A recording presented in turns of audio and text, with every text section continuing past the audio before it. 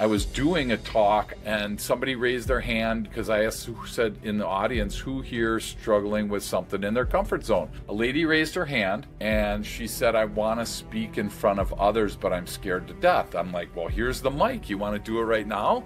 So she gets up and she starts talking. And then I find out a year later at the next conference that I saw her at that she applied to be a speaker and got accepted. And she has been working on conquering that fear.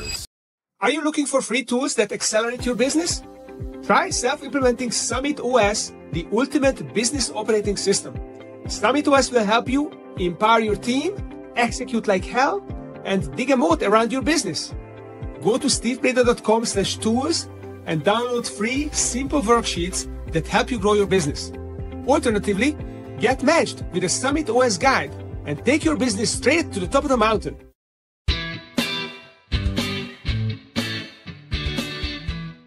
Good day, dear listeners. Steve Preda here with the Management Blueprint Podcast. And my guest here is Dave Molenda, who is a business and sales coach, speaker, best-selling author, and the host of the wonderful Positive Polarity Podcast.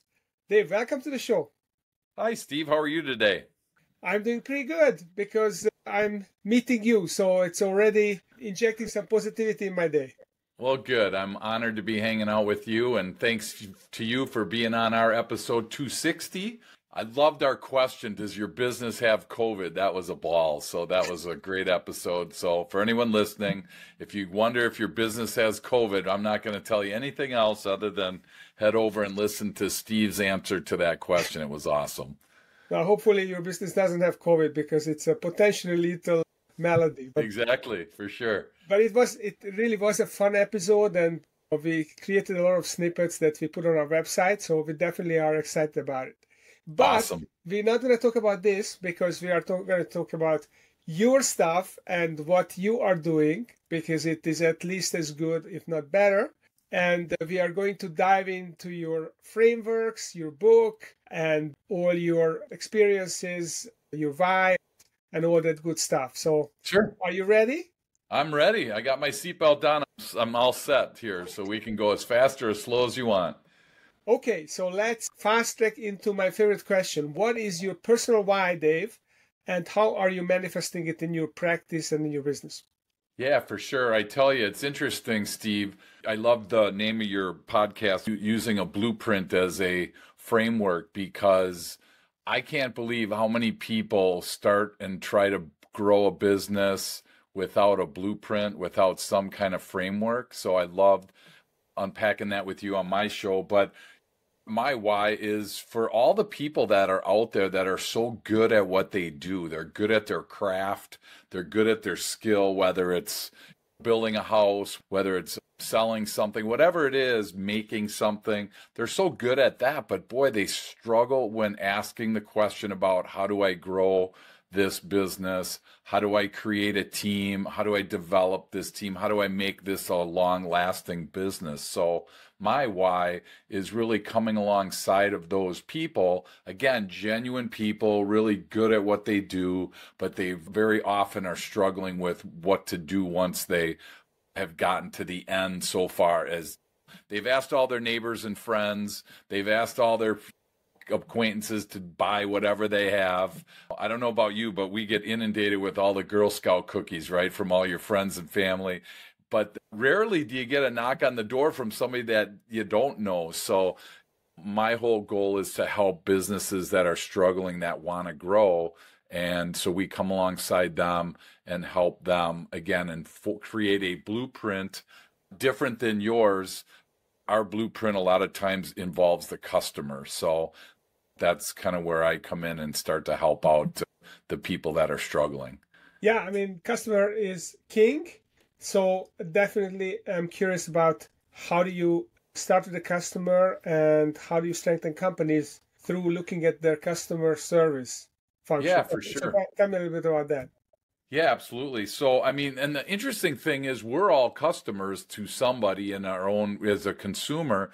So we know when we've been treated bad. We know when we've had a great experience. And let's just look at it from a super simple perspective. If you have a great experience at a restaurant, you're going to tell a bunch of people. Just like if you have had a bad experience, if I come up and say, Steve, I'm going to be up in your neck of the woods in a week or so, where would be a great place to eat? You're not going to tell me the place that you had a bad experience unless you don't like me. You're going to tell me about the place that you had a great experience with, and then I'm going to go there, and then I'm going to tell people. So having that good customer experience is so crucial to pretty much any business. And that's where we love to kind of put on the glasses of the customer and see what they're seeing and help business owners understand their business from the customer's perspective. Okay, so you have a framework around this, haven't you? Yes. How to strengthen and develop the customer experience. So tell me a little bit about this framework and how that works, and how can our listeners visualize what they need to do with it. For sure.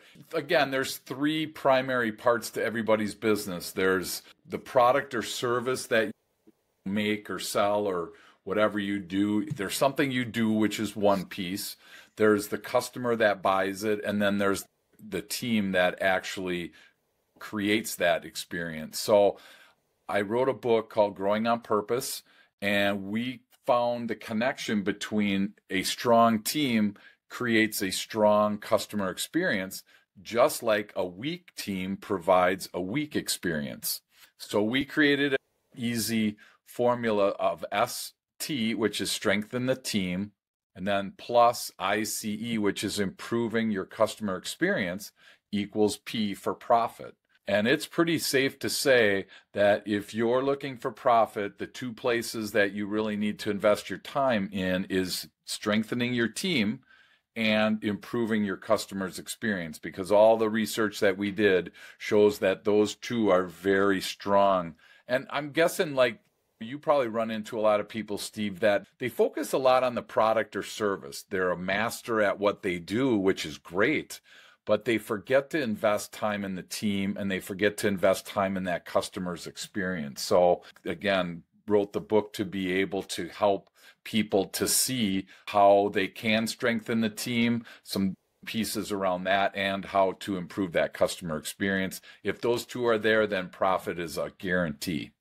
Yeah, and what I think Jeff Bezos speaks about is that you have to start with your team, because if you have a happy team who are being treated well and who are excited about your mission, your why, then they are going to project that out to the customer, and then they're going to take care of the customer, and then both of them is going to work. It's Right. very hard to imagine that you mistreat your team and then they're going to take care of the customer. It's probably highly unlikely. Yeah, and I totally agree with that. And it's funny because as a consumer, we just switched mobile phone carriers, and we went from one company to another, won't mention names. But interestingly enough, the new company, the gentleman that we were working with, he is actually leaving the company and going to a competitor. So his experience, my experience as a customer, was average to below average. And you could just tell that there wasn't the engagement, there wasn't the enthusiasm, there wasn't the excitement.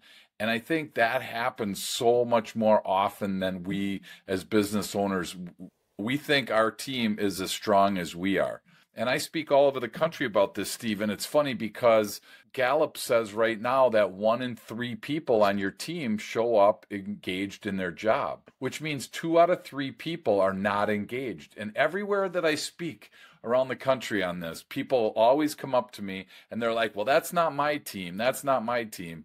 And I'm like, hey, I'm not saying it is or isn't, but somewhere there's a bunch of disengaged people, and chances are pretty high that you have some on your team. So we invest a ton of energy to make sure that team is as strong as possible, because like I said earlier, a strong team creates a strong experience for that customer. And we're at the point on that phone, like we're thinking maybe we made a mistake. Should we switch back? And for that, for us as consumers, and we're one consumer in the grand scheme of things, but how many other people did that individual negatively affect in the business, and what does that look like long term? So My suggestion to business owners is take a good hard look at your team, secret shop them. We secret shop our clients. They ask us to do that. We videotape. We do everything we can to make sure that they are getting the absolute best experience possible so that they can charge more, they can have people come back more often, they buy more. There's just no negatives to a great customer experience. So what are the key ingredients to having, I mean, I understand the mystery shopping or secret shopping thing, but that's more of a control mechanism. But you're just quality controlling of what they are doing. That how do you get them to do it better? What are the key ingredients to great customer experience? Yeah, no, it's a great question. And it starts with the engaged employee. Like I said, there's engaged people, there's not engaged, and then actively disengaged. I mean, if you don't treat your team like a customer, I mean, I always tell the people that I run into, there's an external customer, which is your client, and then there's an internal customer, which is your team. And it's crazy how few people really consider and think that way. So the first thing is to consider your team as important as your customer and treating them fair and treating them with respect and treating them with being open with them, helping them as much as you can. It's not like rocket science. When we did the research, it wasn't like these complicated things. I mean, a team member, they want to feel connected to the rest of their team.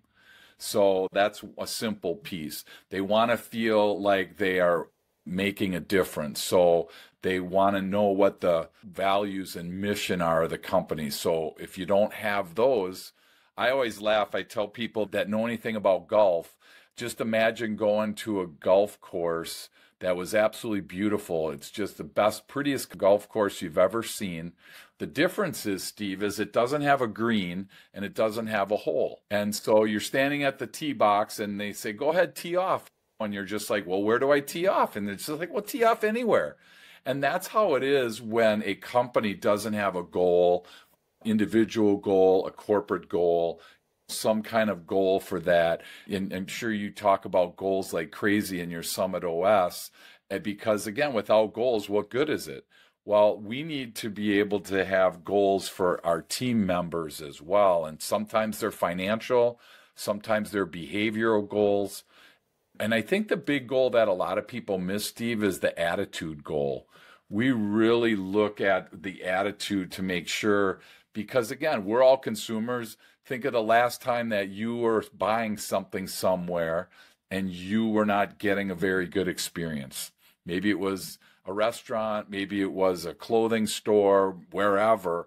But, you know, it really caused a negative experience to the point a lot of people, they're just not going to go back.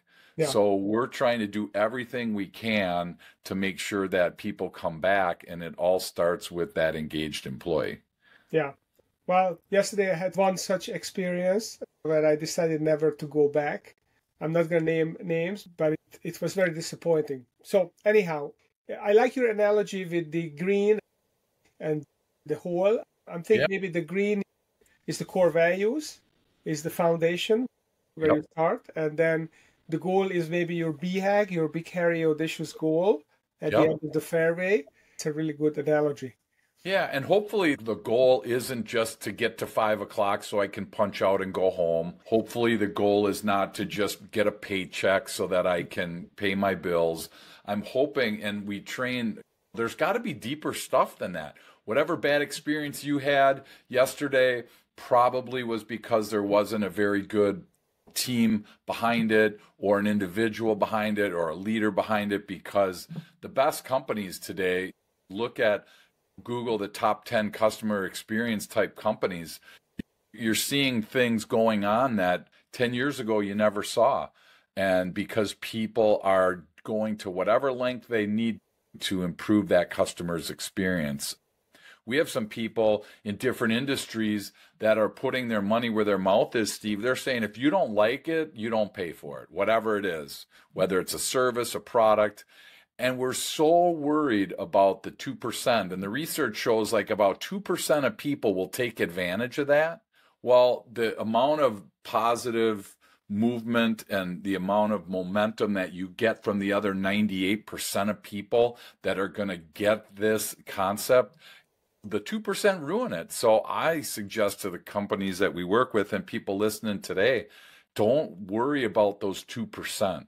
The 98%, we're going to more than cover you. There's so few people that are out there to take advantage of you. And yes, they are out there. Maybe you know a bunch of them, but the vast majority of people, they want a good service. And the best part is they'll pay more for good service.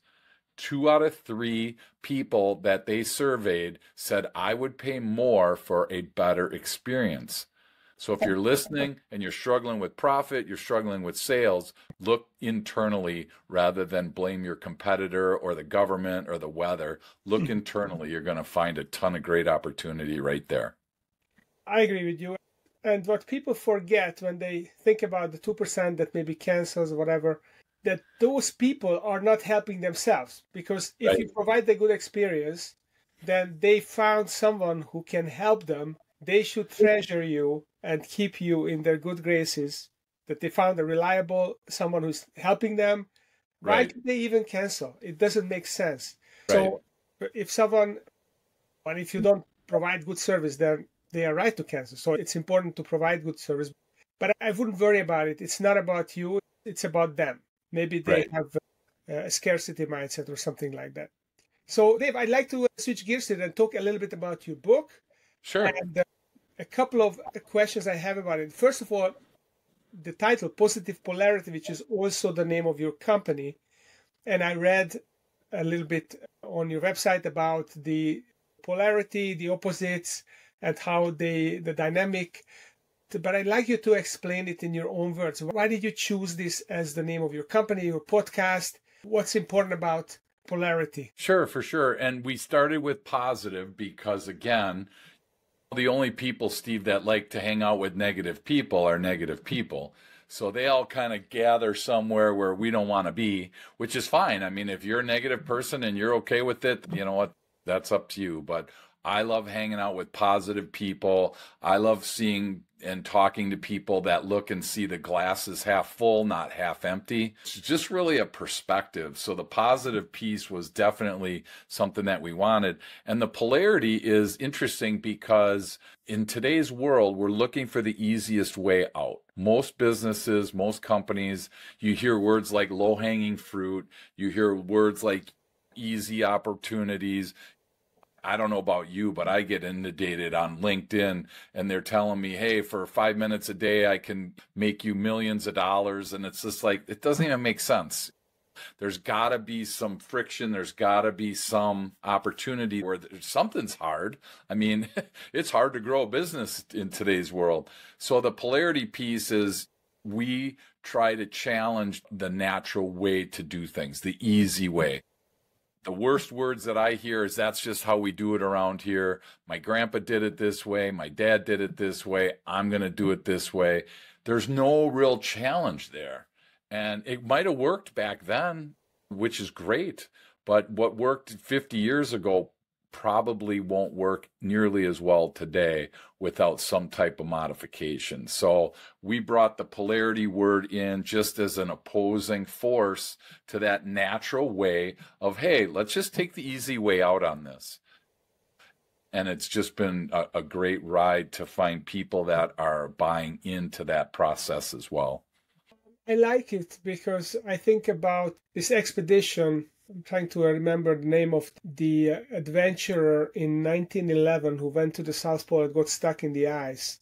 Before the actual expedition, he put a little ad in the Times and he basically described the challenges of this expedition. We're looking for people who are not afraid to die and who are willing to be frozen for like 2 years and be in terrible hardship. I can't wait to show me that ad. I'm all in on that, right? Yeah. Dying and freezing to death.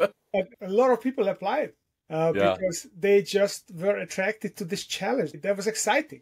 There was something to work with there. And I'm thinking that you're probably right. If you want the right kind of clients, then the offer is not that you take this pill and you wake up slim tomorrow.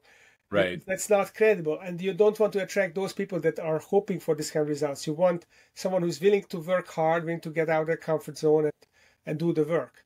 Yeah. So tell me, Dave, what is the Positive Polarity book about and what prompted you to write it? Yeah, so you're talking about silver bullets and secret sauce, right? That's what everybody wants. They want that super easy opportunity, and I haven't found it. So again, if it's out there, great. And you're listening here, let us know. We can both learn from it. We wrote the book called Growing on Purpose because it is one of those books that I run into, again, a lot of people that grow by mistake. They don't have that blueprint. So you ask them the question, how did you get where you are? And they're like, you know what? I don't know. Hard work, a lot of hours. Well, what were the steps? Or can you replicate that if you needed to? Or if somebody was going to give you $10 million to franchise your business, could you walk them through these steps? And so many people couldn't. So people are growing by mistake. And I said, when we were writing the book Growing on Purpose, it was like, let's talk about being intentional with our growth. And the two areas that we focused on were the team and the customer. And those are two fixtures in your process that you control them. You control what the customer does and doesn't do to a large extent. You control what your team does and doesn't do. And if you have, like, that's why I love this podcast, the blueprint. Without a blueprint, hey, you know what? Who builds a house without a blueprint? Let's just kind of put a wall here and a wall here, and let's just see what happens. I mean, it's not how this works, but yet this is how people do it in business all the time. Yeah. And it's unfortunate. So I was hoping, and again, we became an Amazon #1 bestseller in 3 different categories. So it was cool to see people are like using these pieces to learn how to treat my team and how to treat my customer. And I thought it was common sense, Steve. I really did. But I realized that we may know it up here, but we're not actually practicing it. So that's, I think, the power is to have a blueprint and follow it and then see what happens. Yeah. I love this bipolar focus, the team and the customer, the internal customer, the external customer, or you can even say the internal team and the external team, because your customers can become your missionaries for you if you give them a good product or good service. So that's a really great perspective. So I have a couple of questions to you, Dave, because you've been an entrepreneur for a long time and you've been through thick and thin, and you know that things don't come easy. And what has been the most unexpectedly rewarding part for you of being a business owner? Yeah, that's a great question. I think it's really, I'm shocked at how simple information revealed in a certain way to people can transform their business, transform their life. I just had somebody on my show the other day, and we released it not too long ago. And it was interesting because it was somebody that doesn't normally do podcasts.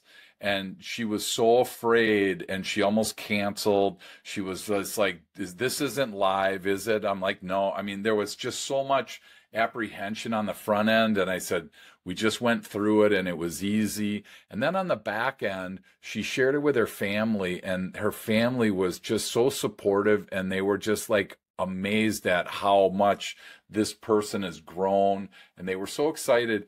It was so transformational for me to think that I had something to do with this family coming closer together, this person tackling things outside of her comfort zone. So I just think the impact on others has been the biggest reward for me. And it's just in places that you don't even know. There was another person that came up to me. I was doing a talk on comfort zone and getting outside of it. And somebody raised their hand because I said in the audience, who here is struggling with something in their comfort zone?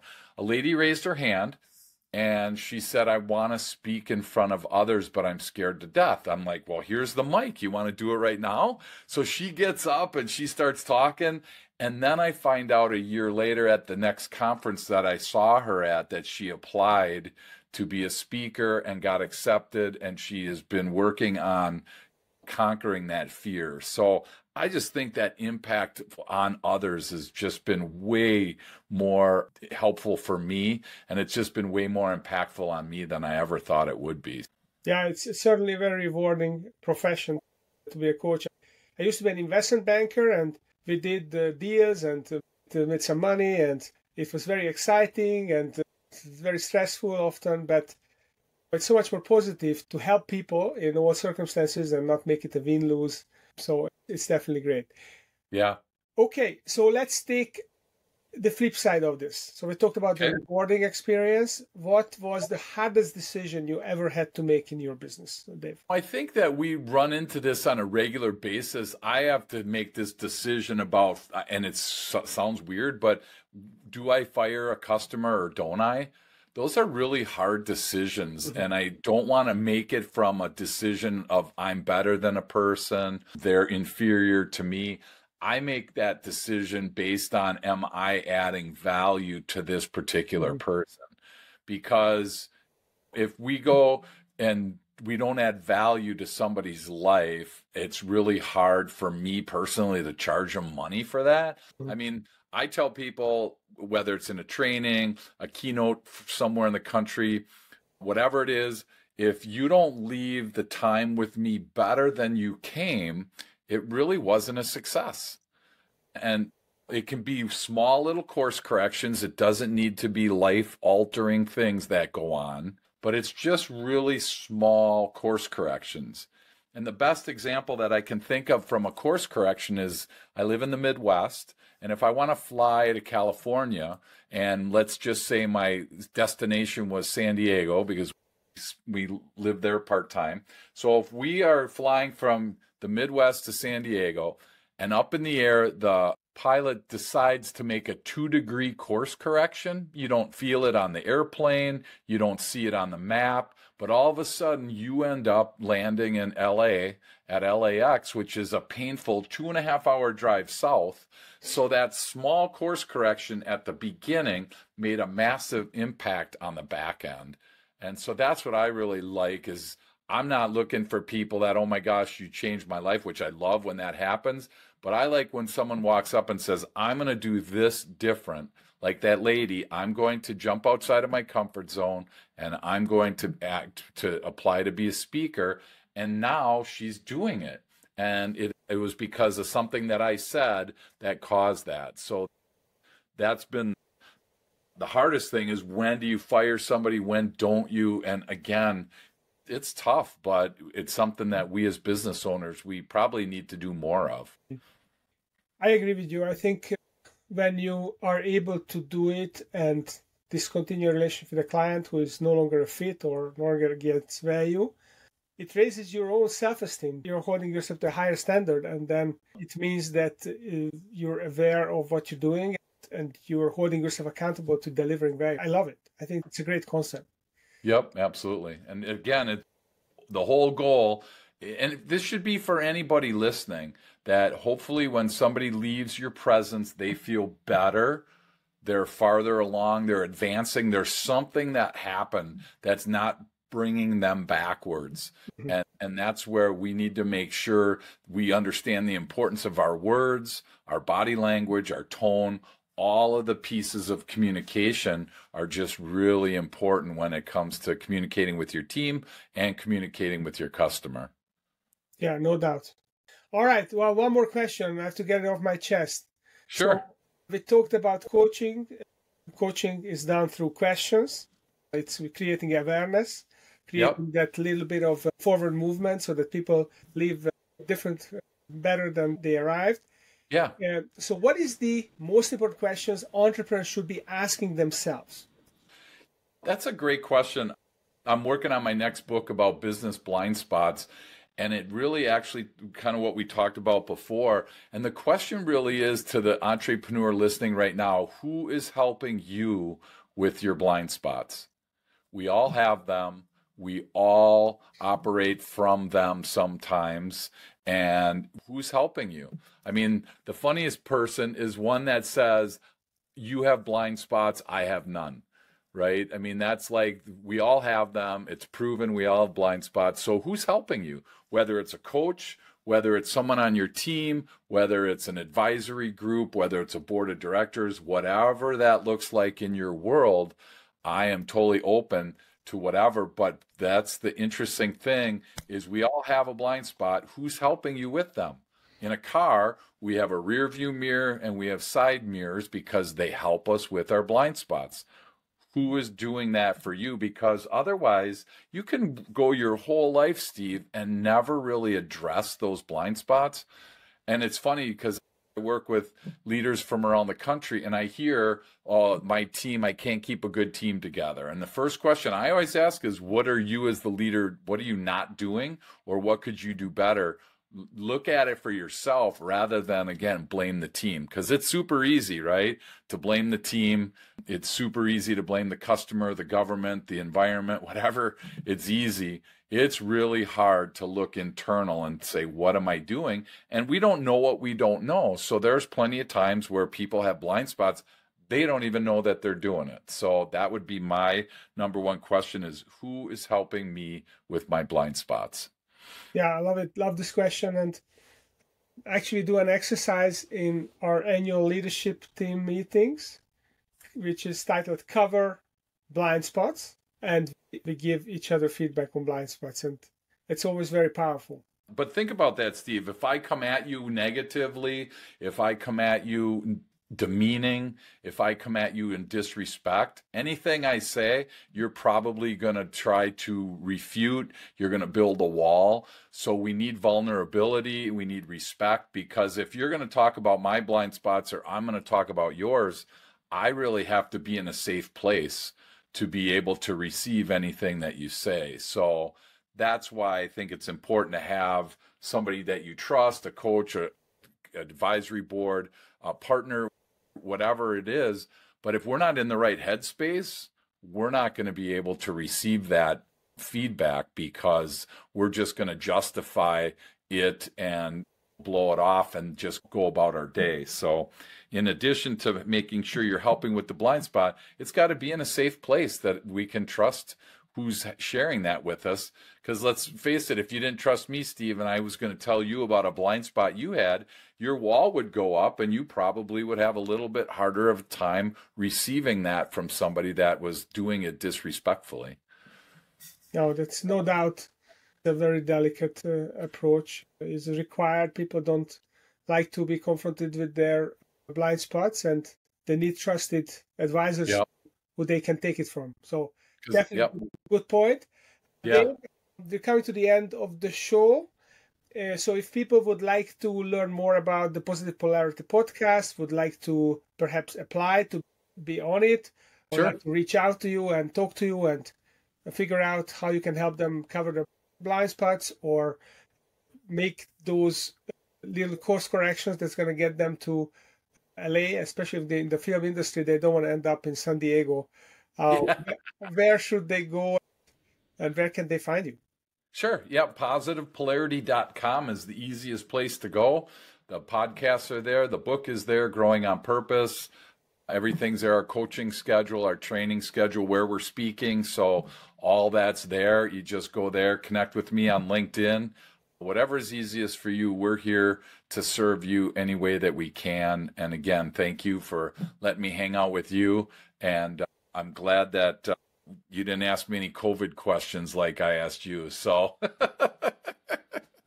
awesome. Well, Dave, thank you for sharing your wisdom about growth, about customer service, the importance of it, the team, covering blind spots, making little course corrections, and leaving coaching sessions better than when you arrived. These are all very golden recommendations. So if you've been listening to this and you enjoyed the show, then make sure that you follow us on YouTube. You give us a review on Apple Podcast, please, and follow us on LinkedIn. And stay tuned, because every week I get a wonderful guest who is bringing some golden nuggets to this show. So thank you for coming, Dave. And thank you for listening.